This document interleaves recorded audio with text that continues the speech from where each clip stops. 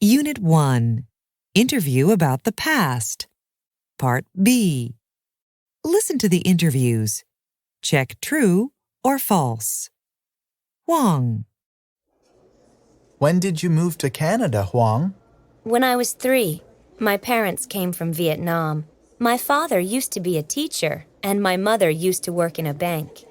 Do you remember much about Vietnam? No, not really. I was too young to remember much, but I do remember certain things about it. We used to have a lovely old house near a river. There was a beautiful flowering tree in our garden, and I can remember the scent of the soap my grandmother used to use. That's nice. Did your grandmother used to live with you? Yes, she did. She still lives there. I'd love to go back and visit her sometime. And were you always good at music? Well, yeah. When did you learn the piano?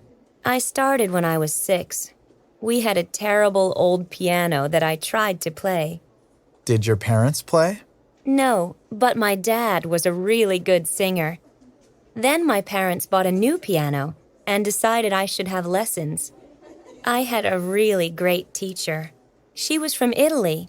I used to go to her house for lessons. And when did you give your first concert? When I was 11. Wow.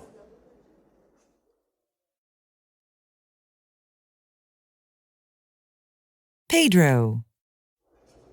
Where did you grow up, Pedro? I grew up near Chicago. And what did you major in at college? Physical education.